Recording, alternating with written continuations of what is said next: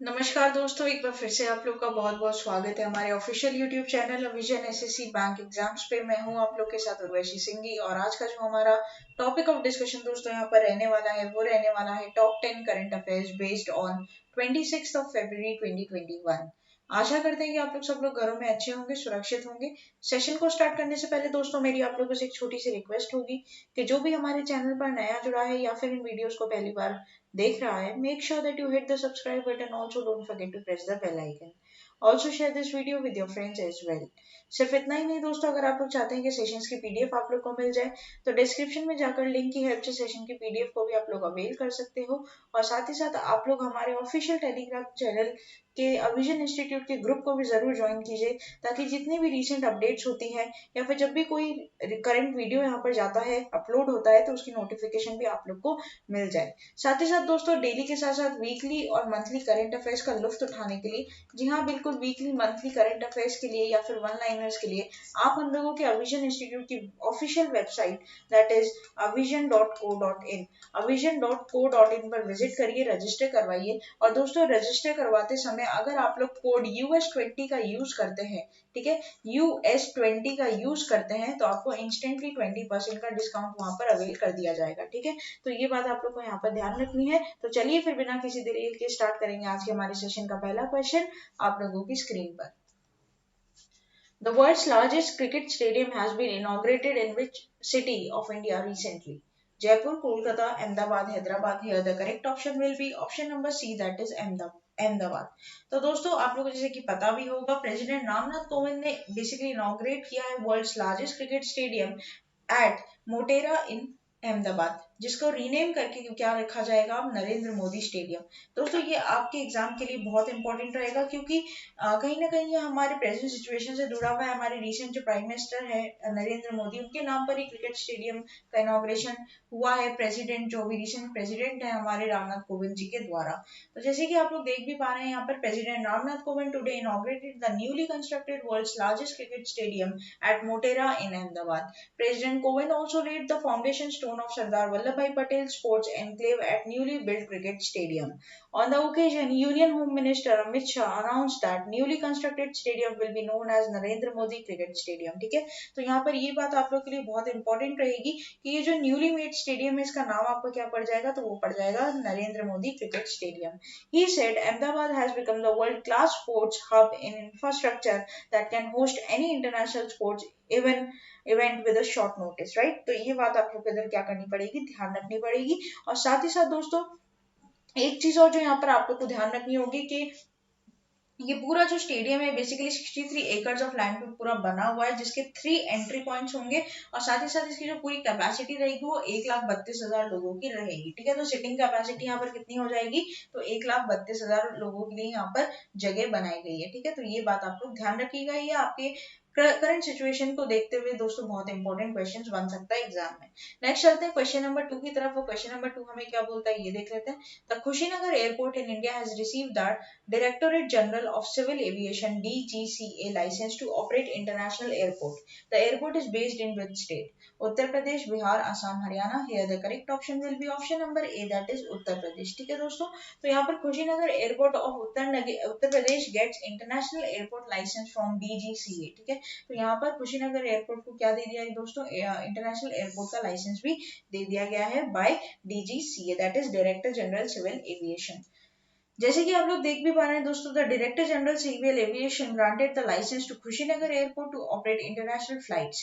The union civil aviation minister HS Puri tweeted, Kushinagar gets necessary clearance from the DGCA to become third licensed international airport of UP. It will boost tourism in the region and facilitate travel on Buddhist circuits by providing direct aviation connectivity to the city. The senior official of the state civil aviation department said that the license for the international airport status to Kushinagar was applied after completing world-class infrastructure including runway, ATC tower, airport building, etc. with a cost of ₹199 crores, right?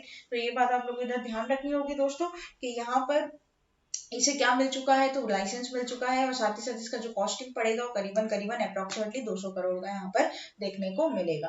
Next चलते हैं question number 3 के ऊपर, और question number 3 हमें क्या बोलता है ये देख लेते हैं।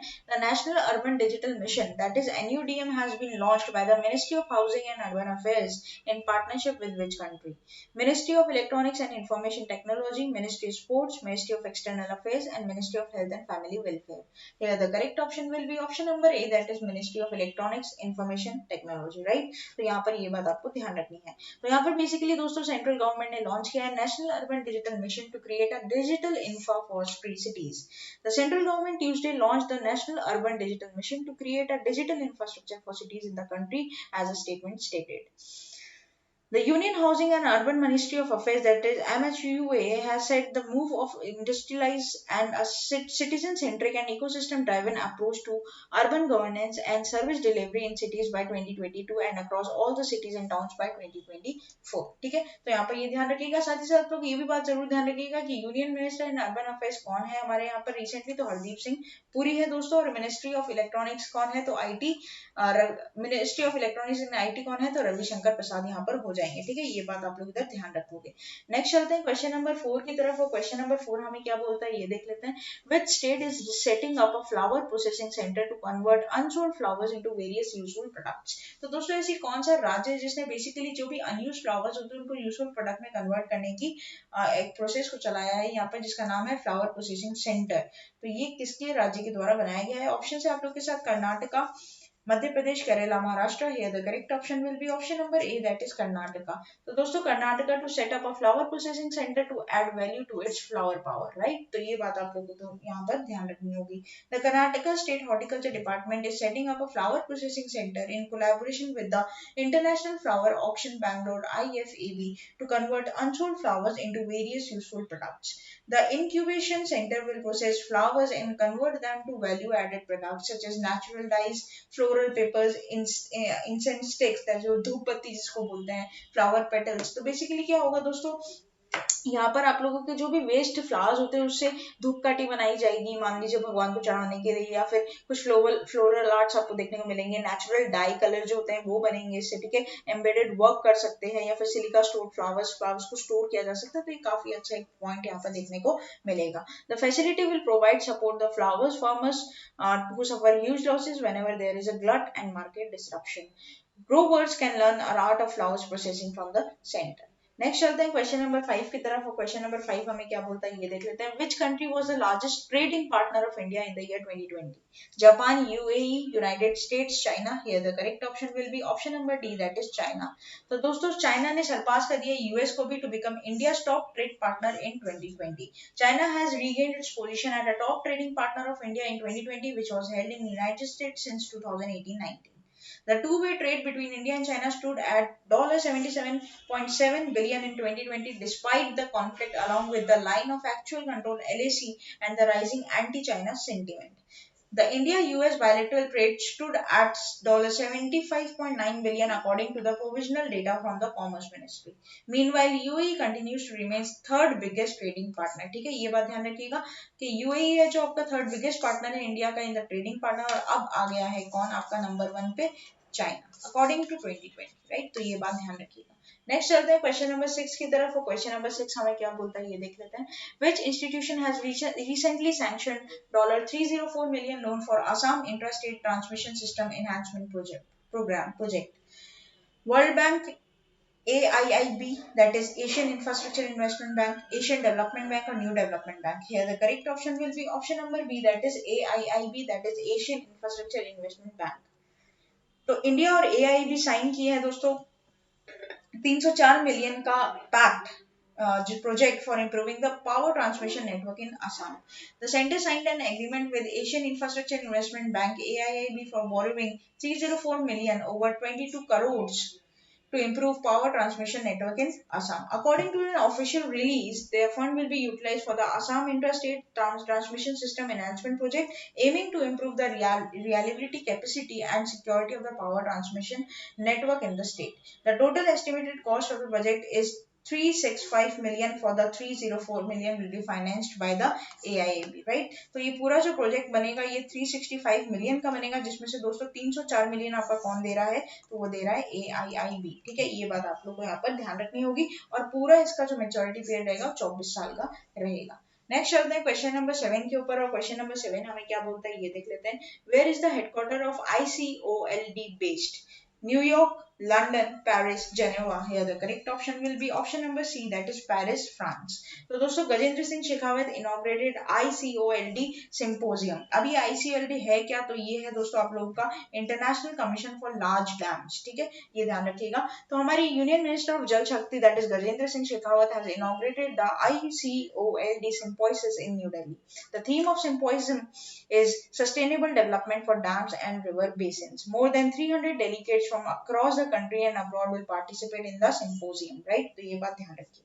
The symposium has organized the International Commission of Large Dams at New Delhi in hybrid format from 24 to 27 February 2021 in collaboration with Central Water Commission, that is Dam Rehabilitation Improvement Project, and National Hydrologic Project, that is NHP and DRIP, ठीक है। तो ये बात ध्यान रखिएगा कि dam rehabilitation improvement project कौन सा है आपका, इसका फुल फॉर्म, और NHP का फुल फॉर्म, ठीक है, ये आप लोगों के लिए इंपॉर्टेंट यहाँ पर रहेगा।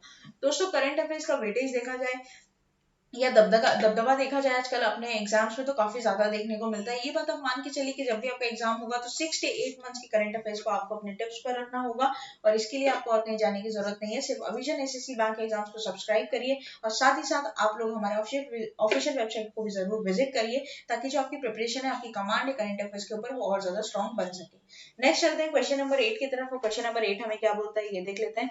Who has been appointed as a new chairman of national commission for schedule caste NCSE? Mahendra Nath Pandey, Ramshankar Katheria, Dharmendra Pradhan, Vijay Sampla. ये the correct option will be option number D, that is Vijay Sampla. तो दोस्तों विजय सांपला को क्या बनाया गया है, चेयरमैन बनाया गया है आपका national commission for SC schedule caste, right? ये बात ध्यान रखिएगा। यही क्वेश्चन आप लोग एग्जाम में सिंपली उठा के पूछ लेगा कि बताओ चेयरमैन किसको बनाया गया है, तो बनाया गया आपका विजय सांपला को, ठीक है। This is going to be very very important from your exam point of view. Next चलते हैं क्वेश्चन नंबर 9 की तरफ। क्वेश्चन नंबर 9 हमें क्या बोलता है ये देख लेते हैं। Name the Indian activist who has been named among the 12 winners of the newly set up International Anti-Corruption Champions Award. Almitra Patel, Anjali Bhardwaj, Tulsi Gowda, Archana Sorang. Here the correct option will be option number B, that is Anjali Bhardwaj. तो दोस्तों Biden admin names Anjali Bhardwaj for anti corruption award, ठीक है। ये बात ध्यान रखिएगा कि anti corruption award किसको दिया गया है, तो अंजलि भारद्वाज को दिया गया है, ये इंपॉर्टेंट रहेगा।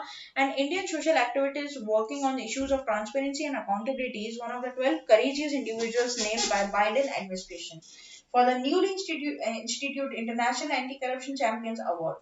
The 48 years old Bhardwaj has served the active member of Right to Information movement in India for over 20 years, that is 2 decades. She is the founder of Sarthak Nagrik Sangathan and a citizens group which promotes transparency and accountability in the government and encourage active participation of citizens. Next चलते हैं question number 10, जो कि आज के हमारे session का दोस्तों last question रहेगा। The ICGS C453 is the 17th in the series of 18 interceptor boat which has commissioned by India Coast Guard recently in Chennai. The ship has been manufactured by which company? Bharti Shipyard Limited, Cochin Shipyard Limited, Mazagon Dock Limited, Larsen and Turbo Limited. जैसे L&T, तो यहाँ पर correct option हो जाएगा option number D, that is Larsen and turbo. तो दोस्तों हमारे यहाँ पर जो इंडियन कोस्ट गार्ड इंसेप्टर बोर्ड है आपका, जिसका नाम है आपका C453 कमीशन किया है जो चाइना में, उसको बनाने वाली कंपनी आपकी कौन सी हो जाएगी, तो हो जाएगी लार्सन एंड टर्बो। पहली बात तो L&T, ये बात ध्यान रखोगे। दूसरी बात दोस्तों, जो इंसेप्टर बोर्ड है वो displacement of 105 ton and max speed of 45 knots, that is 85 kilometre per hour, ठीक है। तो ये बात भी आप लोग इधर ध्यान रखोगे। आगे की और डिटेल के लिए दोस्तों आप इसको फॉलो कर सकते हो, और साथ ही साथ आप लोग हमारे PDF को भी फॉलो कर सकते हैं आगे अपनी और प्रिपरेशन को देखने के लिए। तो दोस्तों ये था पूरा हमारा टॉप 10 करंट अफेयर्स का सेशन। आशा करते हैं कि सेशन आप लोग को अच्छा लगा होगा। सेशन अच्छा लगा है तो लाइक करना मत भूलिएगा, चैनल को आप लोग तुरंत ही सब्सक्राइब कर लीजिए, और साथ ही साथ बेल आइकन को जरूर प्रेस कर दीजिएगा, ताकि जितने भी रीसेंट अपडेट्स होती है सबको आपको अपनी फोन पर सबसे पहले मिल जाए। साथ ही साथ दोस्तों अपने रिलेटिव्स और फ्रेंड्स के साथ भी इसको जरूर शेयर कीजिए, ताकि जितने भी रीसेंट कैंडिडेट्स होते हैं या फिर कोई भी गवर्नमेंट एग्जाम एस्पिरेंट्स होते हैं, उन्हें भी इन वीडियोस का ज्यादा से ज्यादा फायदा मिल सके। Thank you so much and have a nice day.